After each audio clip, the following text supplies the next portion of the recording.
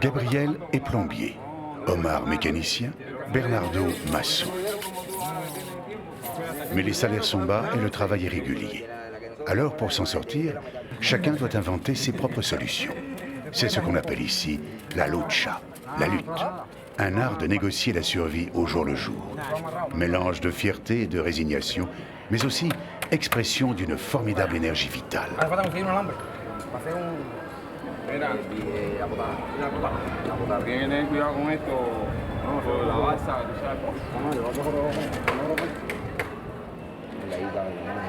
Nombreux sont ceux qui se lancent dans la course aux billets verts en se livrant à des trafics en tout genre.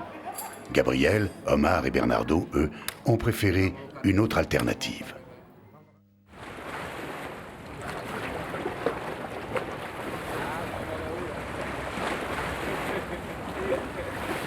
Deux à trois fois par semaine, lorsque la mer le permet, ils partent pêcher au large de la Havane. Ils n'ont ni bateau, ni licence de pêche. Leurs embarcations sont de simples chambres à air de camion recouvertes d'une maille en nylon. Une illustration parfaite de ce génie cubain de la récupération et de l'improvisation.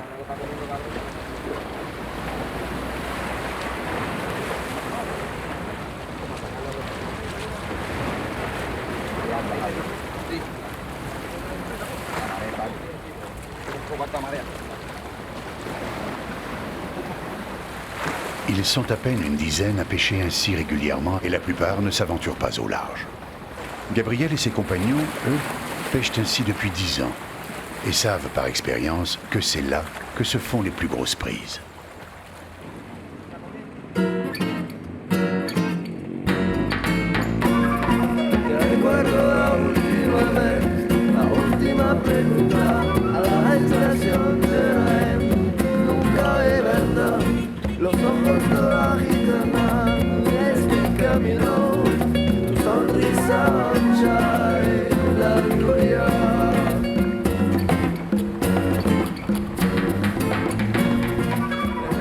La technique consiste à pêcher d'abord de petits poissons qu'ils conservent dans un vivier artisanal accroché à leur bouée et qui serviront ensuite d'appât.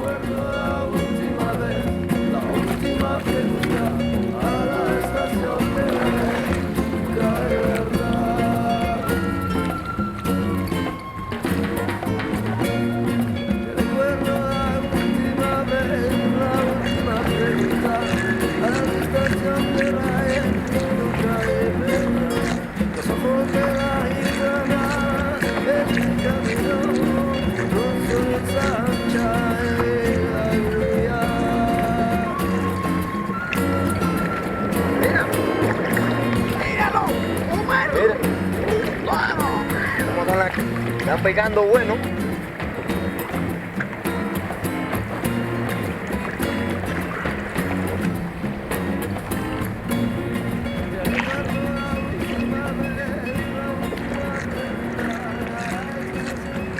Une fois la nuit tombée, ils iront plus au large poser des lignes flottantes. 20 à 30 brasses de fil et d'hameçons appâtés avec du poisson vivant. Puis ils resteront en mer, souvent jusqu'au petit matin, pour veiller leurs lignes. Les accrochages avec les barques de pêche sont fréquents, car les lancheros supportent mal cette concurrence clandestine et n'hésitent pas à voler leurs poissons et leur matériel. Omar se souvient d'être rentré une fois à la nage après s'être fait crever sa bouée par des pêcheurs.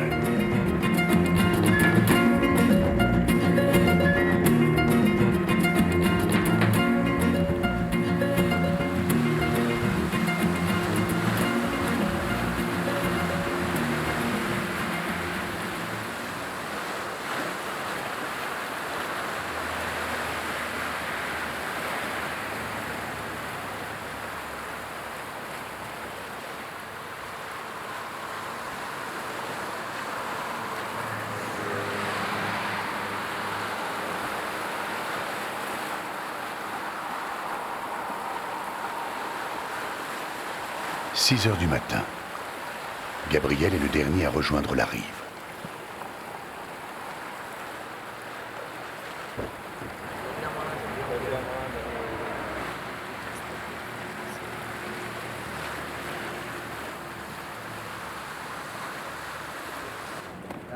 Ay.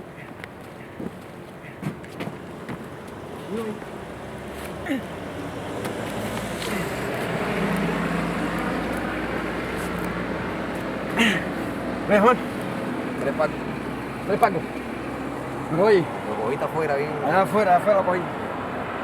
Sacrificado allá afuera. Mucha corriente para allá. Mucha corriente. Nosotros tiramos adelante, tiramos adelante.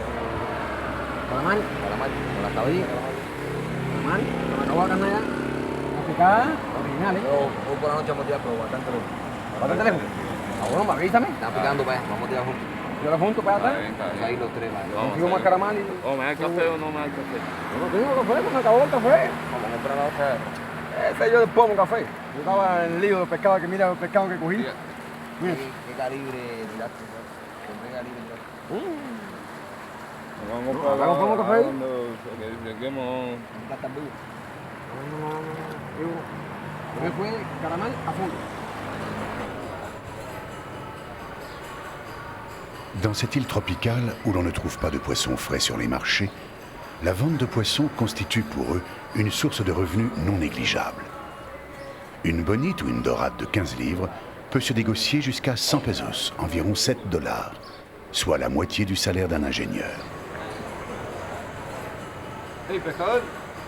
Vende los pescados, su hermano.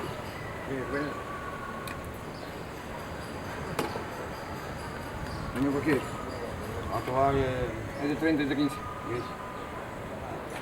Dame acá el de 30. Pescadito ahora mismo. Mira, saca aquí.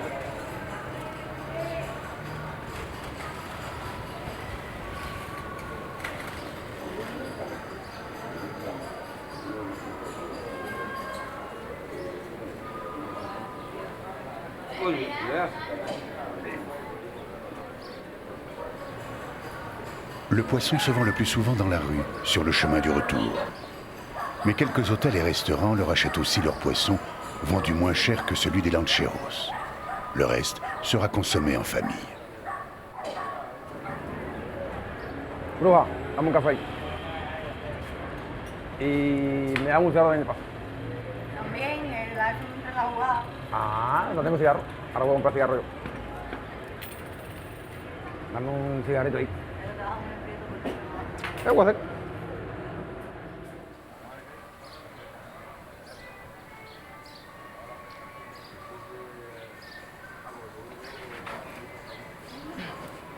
Venga, lo que cogí fue de madre.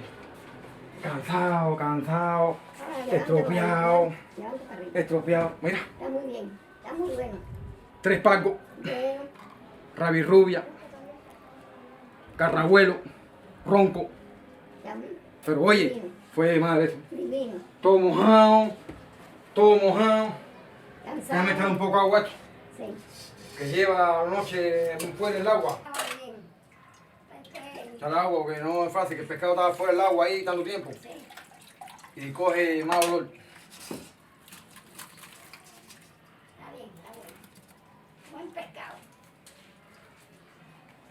Buen pescado.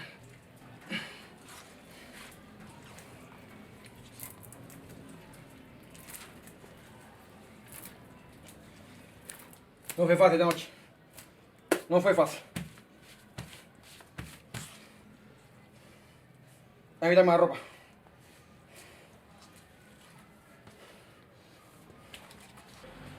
Dame un buchito de café. No, estoy cansado. Cansadísimo. Voy a tirarme a dormir.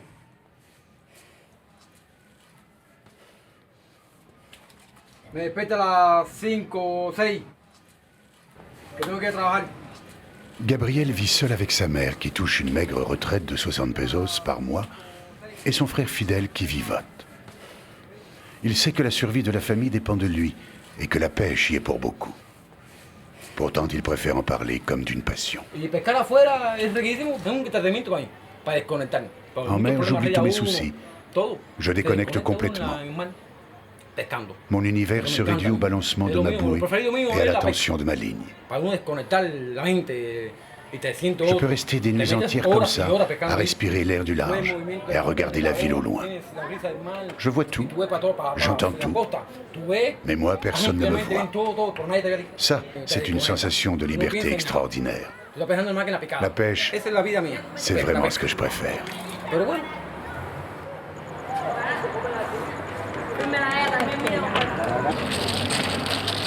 Lorsque la pêche a été bonne, Gabriel, Omar et Bernardo s'accordent une soirée de repos. Une occasion de retrouver la famille et les amis. No, esa no, mami, esa no. Esta. Ponla ahí. Ahí, no, vaya. Ya, para. Perfecto. No, espérate,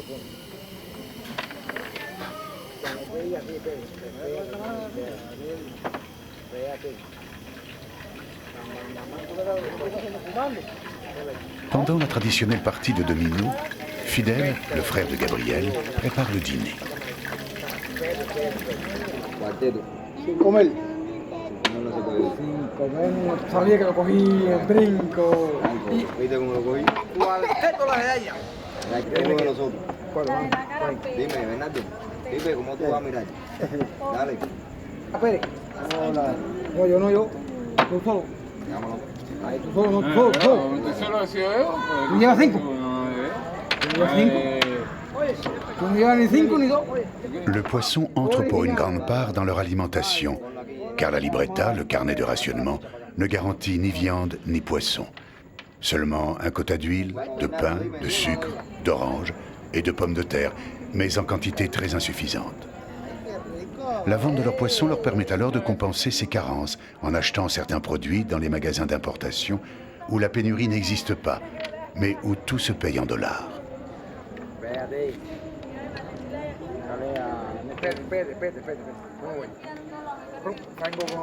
Point.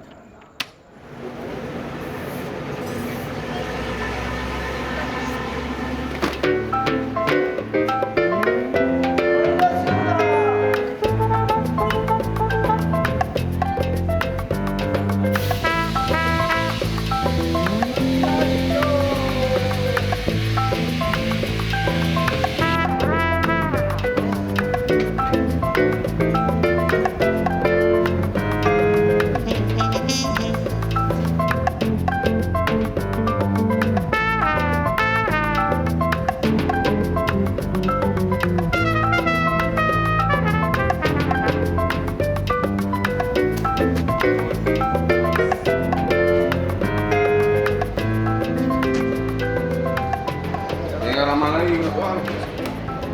Vamos a montar kilogramos ahí.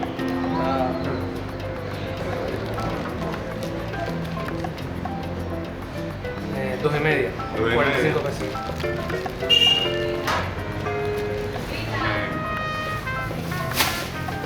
Para esto, padre.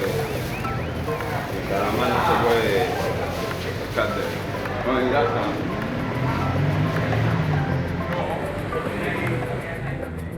Vete cómo van.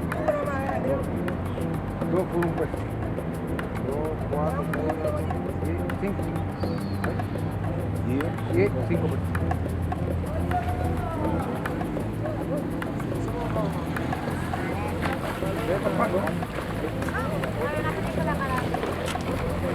Lo que he hecho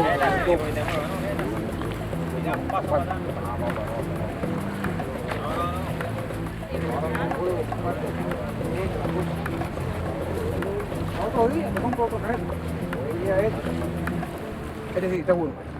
Bueno.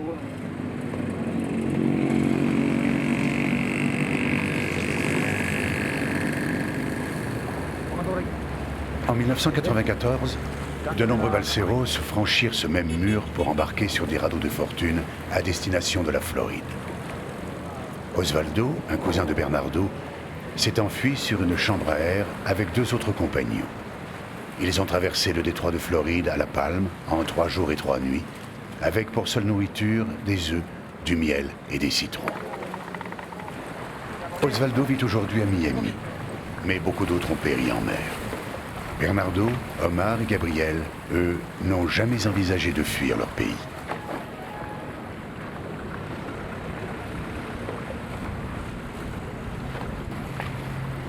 Sans licence, la pêche au large est théoriquement interdite. Les sanctions prévues sont lourdes. Confiscation de la pêche et du matériel et condamnation à 1500 pesos d'amende, environ 75 $. Une somme colossale lorsque le salaire moyen ne dépasse pas 9 $ par mois.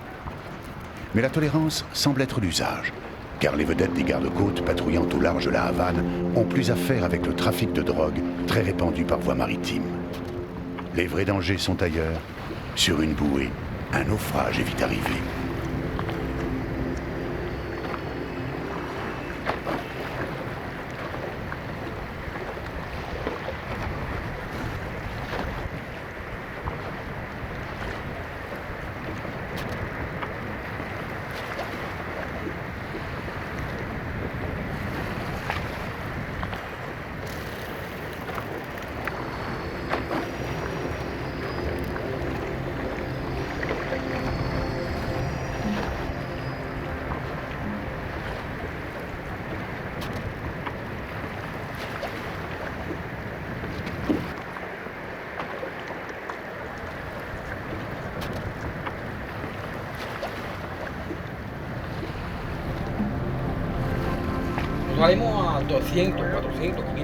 On pêche souvent à plus de 500 mètres de la côte.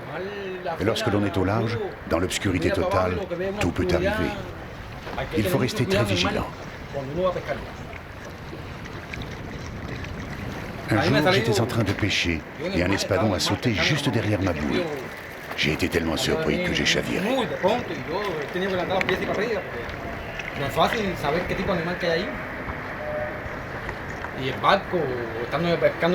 Il arrive aussi qu'un cargo sorte brusquement de l'obscurité sans qu'on l'ait entendu venir. La seule solution, c'est de dégager de sa route à grands coups de palme, sans quoi il peut nous passer dessus sans même s'en rendre compte. Il y a aussi les requins et barracudas qui entrent souvent dans les eaux de la baie et constituent un danger réel. Les anecdotes de pêcheurs en bouée, estropiés par une mâchoire venue croquer le poisson accroché à leur ligne, sont légion. C'est aussi pour ne pas penser à tout cela que Gabriel, Omar et Bernardo pêchent toujours ensemble.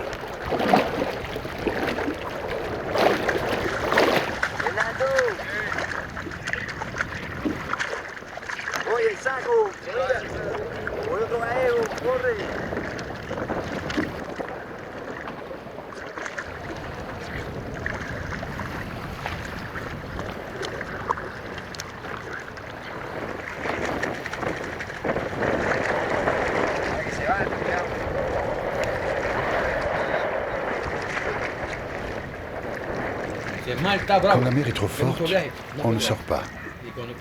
Mais il arrive que le vent et la houle se lèvent en pleine nuit. Et lorsque la mer est formée, les vagues peuvent nous projeter sur les rochers ou sur le mur du malecón. On essaye donc de rentrer au plus vite. Mais parfois, le vent et les courants tirent vers le large. Et là, c'est une autre affaire.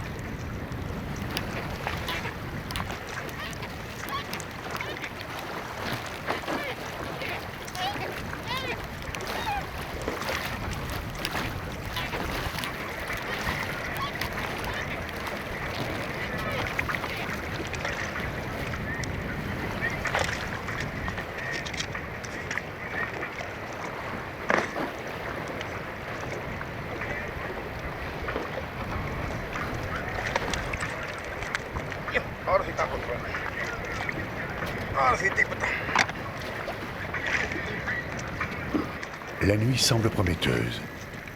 Deux gallegos de bonne taille ont déjà mordu à leur ligne. Une aubaine qui mérite bien une tournée de Rome.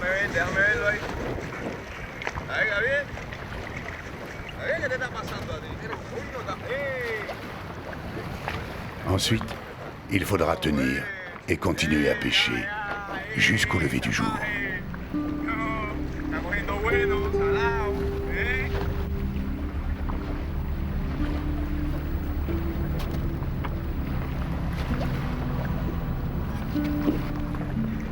gagawin natin